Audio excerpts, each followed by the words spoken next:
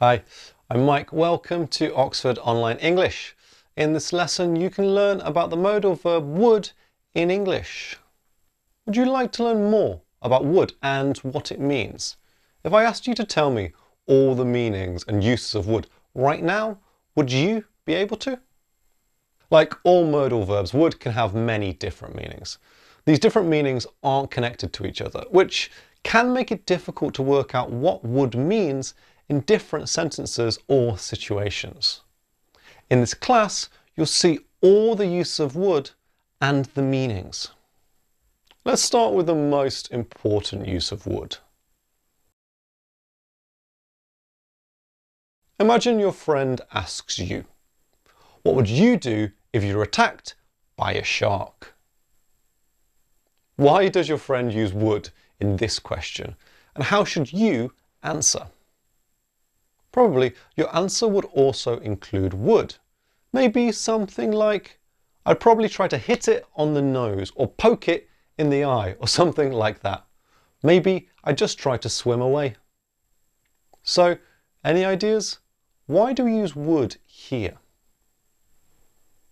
It's because getting attacked by a shark is very unlikely.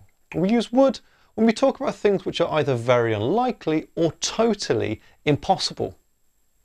For example, what would you do if you could read people's thoughts? Reading people's thoughts is impossible, so we use would. It's a question about an imaginary situation. I would help you if I could. I can't help you, so I use would to show that that's impossible. This is like saying, I can't help you.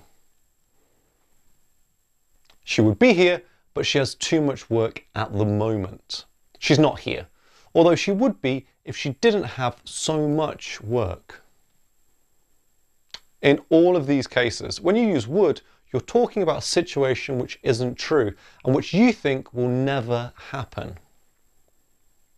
That's what it means when you use would like this. You're saying, I think this thing will never happen. If I won the lottery, I would. You say would because you don't think you'll ever win the lottery. You can use would have plus a past participle to talk about the past in the same way. For example, what would you have said if she'd seen you? She didn't see you, so you didn't say anything to her.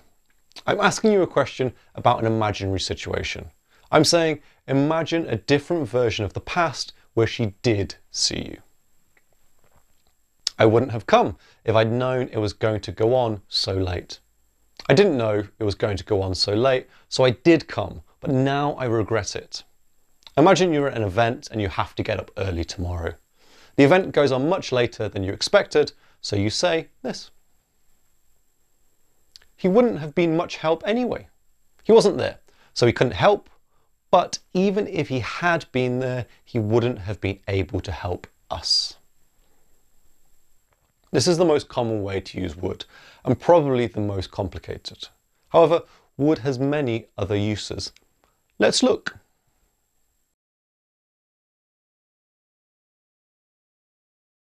If you want to ask someone to do something for you, using would in your request can make it sound more polite. For example, can you tell me the time? Will you get me a sandwich? I want something to eat. All of these requests are quite informal.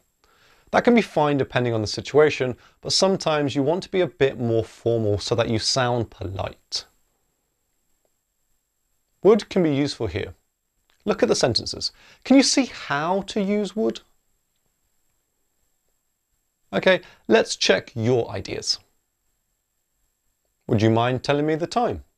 Would you get me a sandwich? I'd like something to eat. Using would you mind plus ing is a very polite way to make a request. You can also use would in place of will in a request. This makes it a little more formal and polite. Finally, using would like instead of want is better, unless you're in a very informal situation.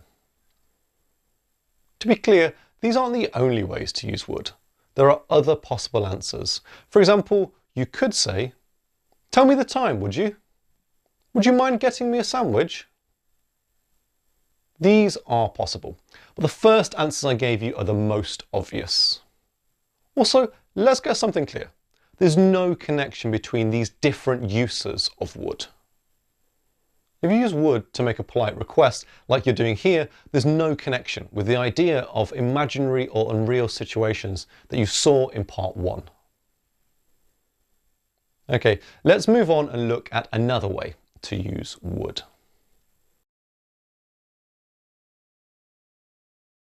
Imagine you have a friend who's always late for everything. You're meeting your friend tomorrow and you're really annoyed that you always have to wait. You tell your friend to be on time and she replies, "I'll be on time, I promise. I'll get an earlier bus which will get to the centre by 3 o'clock."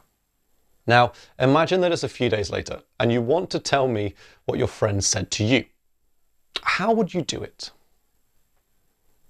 You would say something like, "My friend promised she'd be on time. She said she'd get an earlier bus, which she said would arrive by 3 o'clock. Of course, when she turned up, it was nearly 4. Do you see what's happening here? Every time your friend says will, you say would when you're talking about what your friend said. English learners often say something like, would is the past tense of will. That's true sometimes, but not generally.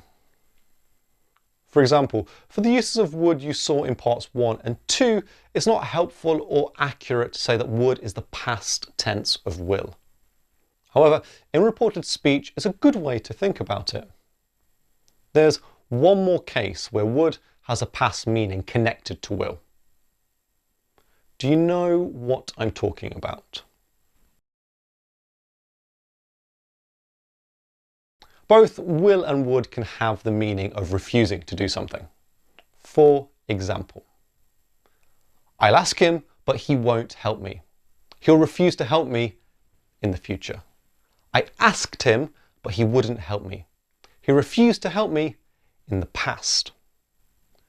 In this case, you can see would as the past version of will. You can use this to talk about people. They wouldn't give me my money back, even though I had the receipt. They refused to give me my money back. You can also use it to talk about things. My car wouldn't start this morning. My car refused to start. Okay, cars can't literally refuse to start, but we often talk about machines, computers, and things like that in this way. Here's a similar example. When he tried to show me, the file wouldn't open. So here, and in part 3, reported speech, the meanings of will and would are connected. When you're thinking about will and would, it's important to remember that sometimes the meanings are connected and sometimes they're completely different. We'll come back to this point at the end of the lesson. There's one more way to use would that we need to look at.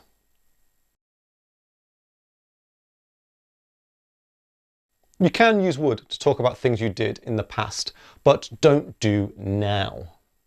For example, my mum would walk us to school when we were little. When I was training for the marathon, I would go running for 2 hours every day after work. It was exhausting. Would is similar to used to here, but it's not exactly the same. When you use would like this, you can only talk about repeated actions in the past. You can't talk about states and situations like you can with used to. So you can't say, I would live in a small flat with my friends when I was a student. That's not correct, because live is a state, not an action. However, this sentence is okay. I would go out with my friends most evenings when I was a student. This is fine, because go out is an action. So now you've seen all the different ways you can use would in English. Let's review what you've learned today. Would has 5 common uses in English. It can be used to talk about imaginary or unreal situations, to make polite requests, in reported speech as the past version of will, to mean refuse to, and to talk about repeated actions in the past. When you're learning about would, one of the most important things to get clear in your head is the relationship between will and would. Sometimes will and would are connected, if you're using reported speech or using would to mean refuse to. Then would behaves like a past version of will. However, in the other uses of would, there's no connection between will and would. In fact, in the most common use of would, talking about imaginary or unreal situations, will and would have almost opposite meanings. For example, if someone says, "I'll help you," with will, you can expect them to help you, in reality. If someone says, "I would help you," with would, then you shouldn't expect them to help you. Will and would have completely different meanings here. It's also good to remember that the different uses of would aren't connected to each other at all. The meaning of would depends completely on the sentence and the situation. Finally, would can refer to different times depending on how you're using would. For example, I would come tomorrow, but I've already made other plans. Would you pass me that blue bag? I asked them to change my ticket, but they wouldn't do anything. These three sentences are about the future, the present, and the past, respectively. So you can't say what time would refers to by itself. It can refer to any time, depending on the meaning and the context.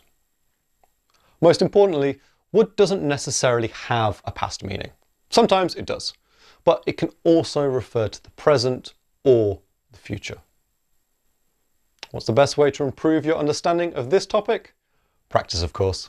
Check out the full version of this free lesson on our website, oxfordonlineenglish.com, where there's a quiz to check how well you understood these ideas. Thanks a lot for watching, and I will see you next time.